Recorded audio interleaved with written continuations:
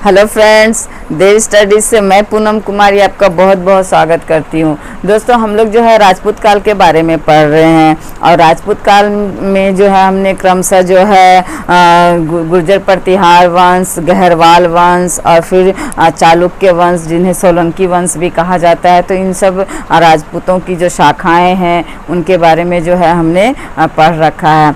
आज स्पेशली हम लोग इस क्लास में जो है चौहान वंश के बारे में पढ़ेंगे। और ये चौहान वंश को जो ये जो चौहान वंश है, ये चौहान वंश भी जो है कई शाखाओं में शासन करते हैं। तो ये जो आज जो हम लोग ये चौहान वंश पढ़ रहे, ये जो है शाकंभरी चौहान कहलाते हैं, यानी इनकी जो शाखा रहती है शाकंभरी चौहान के नाम से जानी जाती है। दोस्तों, ये चौहान वंश जो है जो अग्निकुंड से जो उत्पन्न यानी जो राजपूतों की उत्पत्ति के संबंध में जो हमने पढ़ा था कि जो चंद्रवरदाय की पुस्तक रहती है पृथ्वीराज रासो, उसमें जो है अग्निकुंड से उत्पन्न 4 राजपूत वंशों का उन्होंने उल्लेख किया था, जिक्र किया था। तो उन चारों वंशों में से ये चौहान वंश भी जो है अग्निकुंड से ही उत्पन्न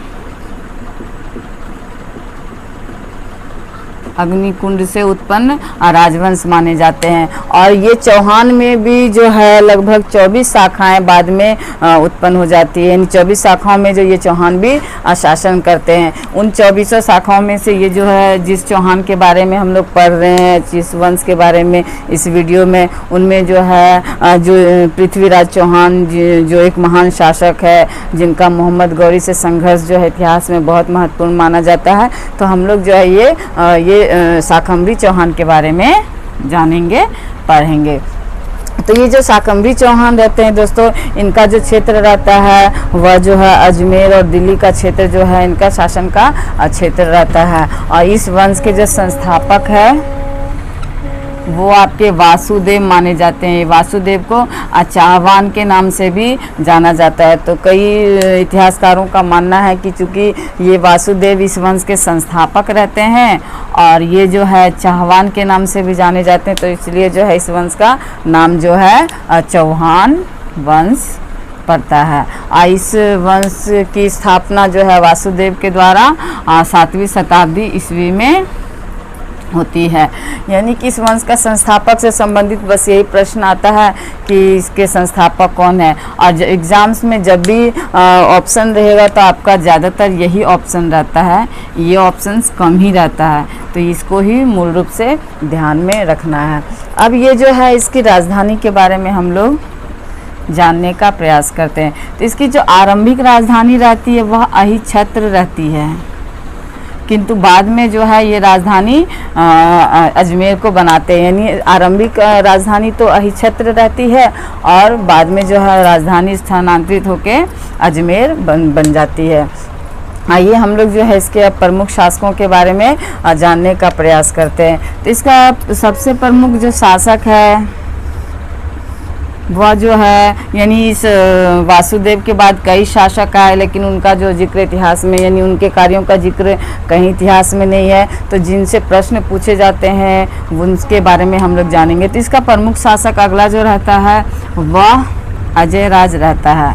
और इसका जो शासन का काल रहता है लगभग 12वीं शताब्दी के आसपास इनका शासन, यानी ये शासक बनते हैं। और इनके शासन काल की जो सबसे बड़ी विशेषता है वह है अजमेर नगर की स्थापना। इस अजमेर नगर की स्थापना जो है इस अजय राज के द्वारा की जाती है। दोस्तों, इससे संबंधित प्रश्न बहुत बार पूछे गए हैं और इसको याद करना आसान है। ये स्टार्टिंग का अज देख लीजिए और यहाँ अज, अजमेर में भी अज है और अजय राज में भी अज है, तो इस चीज़ को याद करना आसान रहेगा। इस चीज़ को ध्यान में रखिएगा। तो इनका शासन 12वीं शताब्दी के आसपास रहता है। और ये जो है यानी कि अपने जब ये शासक बनते हैं, राजा बनते हैं, तो यह जो है बहुत ज़्यादा साम्राज्य का विस्तार करते हैं और इसी क्रम में जो है ये अजमेर नगर की स्थापना करते हैं। दोस्तों, इस अजमेर नगर की स्थापना, यानी इस अजमेर नगर का महत्व जो है हम लोग आगे जब मुग़ल काल पढ़ेंगे और सल्तनत काल पढ़ेंगे तो उस समय जो है इस नगर के बारे में और अधिक जानेंगे, यानी ये और अधिक इम्पोर्टेंट हो जाएगा आगे चल करके। तो इस अजय राज से संबंधित बस यही प्रश्न पूछा जाता है कि अजमेर यानी कि नगर की स्थापना किसके द्वारा की जाती है। तो इस अजय राज के द्वारा 12वीं शताब्दी में जो है अजमेर की स्थापना की जाती है। अब इसका अगला जो शासक रहता है वह विग्रहराज चतुर्थ विशलदेव, यानी ये विग्रहराज चतुर्थ जिसे विशलदेव भी कहा जाता है, इनका शासन जो है 1153 से 63 साल रहता है और यह मात्र 10 साल शासन करता है दोस्तों। और यह जो है साम्राज्य का विस्तार सबसे अधिक, यानी इस वंश का सबसे अधिक साम्राज्य का विस्तार जो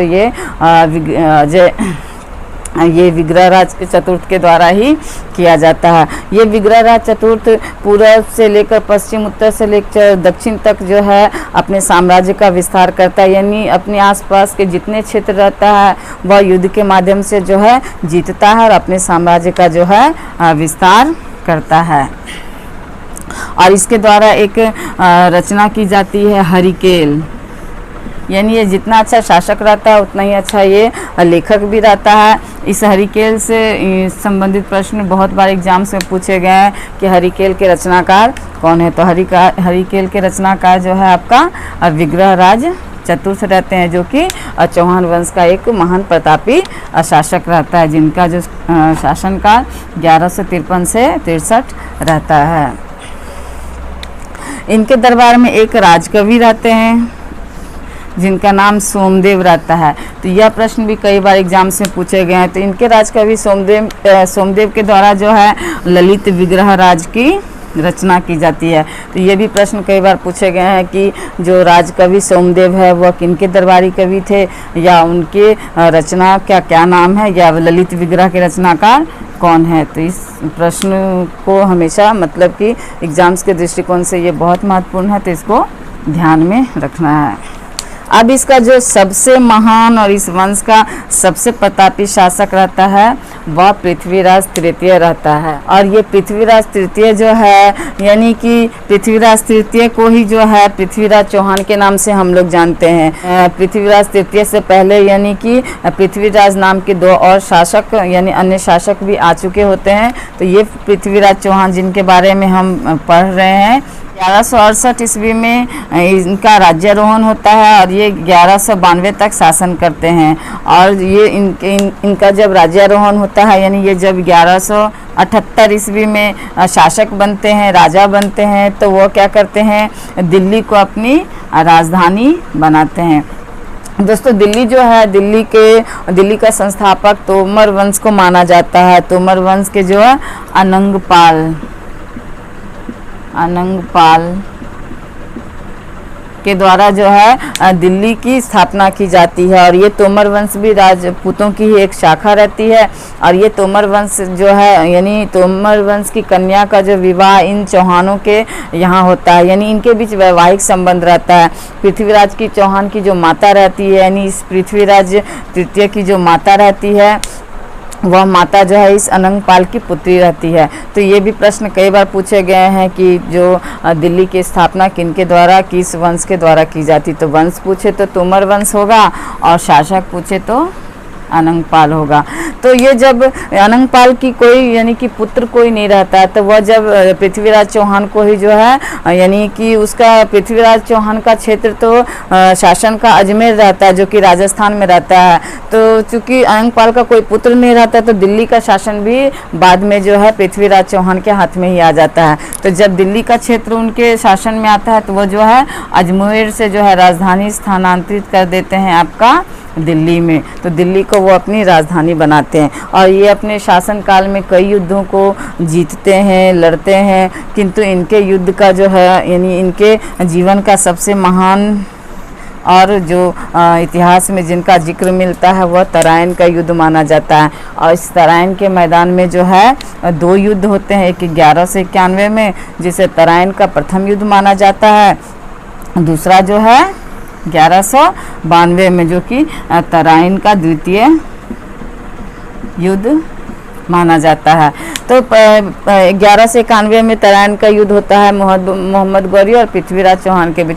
दोस्तों जिस समय इसका यानी पृथ्वीराज चौहान का जो जिस साल जो है राज्याभिषेक होता है, सेम वही साल जो है मोहम्मद गौरी जो है वह जो गुजरात के क्षेत्र पर आक्रमण करता है। और गुजरात क्षेत्र का उस समय शासक मूलराज रहता है, और मूलराज के द्वारा क्या होता है कि मोहम्मद गौरी पराजित हो जाता है और वह वापस अपने क्षेत्र लौट जाता है। किंतु फिर क्या करता है, 1191 में जो है वह भारत पर फिर से आक्रमण करता है। अब वहाँ जो है उसका सामना इस पृथ्वीराज तृतीय, जिसे पृथ्वीराज चौहान के नाम से भी जानते हैं हम लोग, उससे उसका सामना होता है।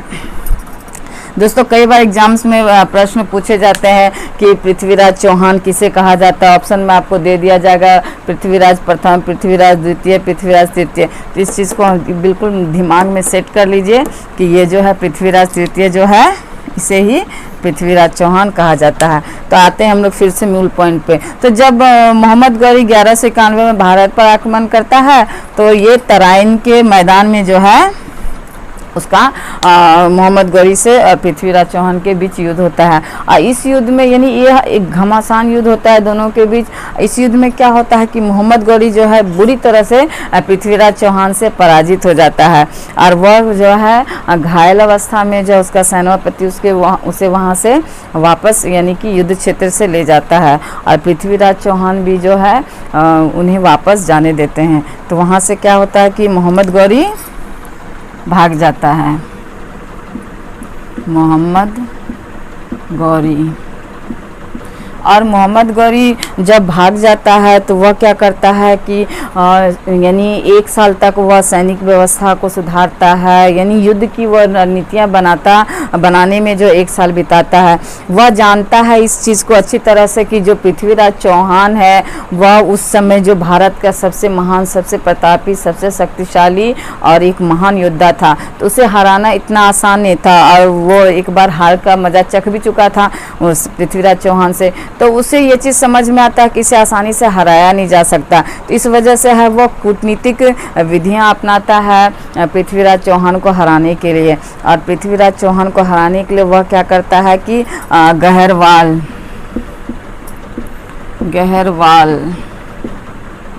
वंश का शासक रहता है जयचंद। और ये जयचंद हमने पढ़ा था दोस्तों, ये गहरवाल वंश जो है इसका शासन जो है कन्नौज पर रहता है।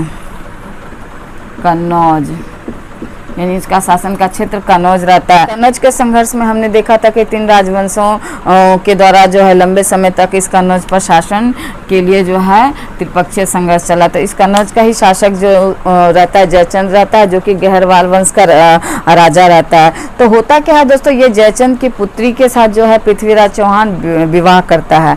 तो इस चीज़ से जो है ये जयचंद बहुत नाराज रहता है, और वह जो है पृथ्वीराज चौहान को नापसंद करता है, और उससे यानी उसको उसकी सजा देना चाहता है। तो वो क्या करता है, यानी प्रथम युद्ध जब मोहम्मद गौरी हार जाता है तो दूसरे आक्रमण के से पहले जो है वह इस जयचंद से मिल जाता है।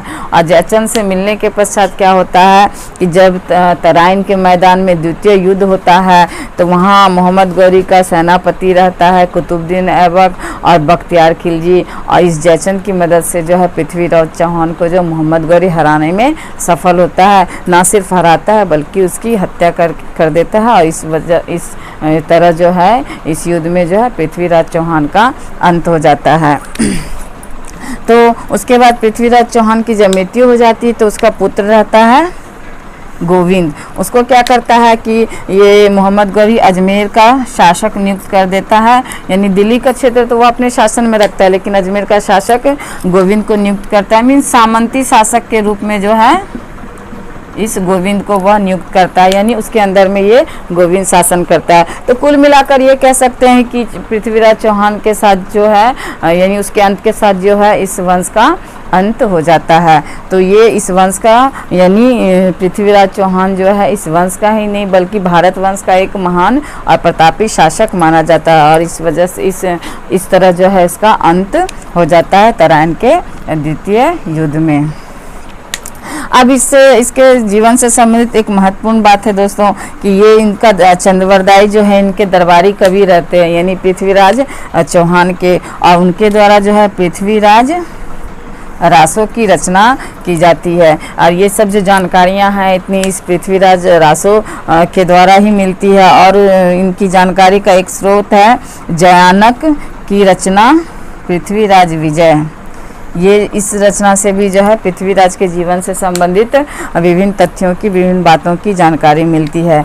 और बिजौलिया अभिलेख है एक, इस बिजौलिया अभिलेख से जो है इसकी वंशावली का पता चलता है, यानी कि क्रमानुसार किस प्रकार से कौन कौन से शासक आए और किनका शासनकाल क्या, कौन सा ईस्वी में रहा, ये सब का जो है पता इस बिजौलिया अभिलेख से मिलती है। तो दोस्तों ये थे चौहान वंश से संबंधित कुछ महत्वपूर्ण जानकारियां जो एग्जाम्स के दृष्टिकोण से महत्वपूर्ण मानी जाती है।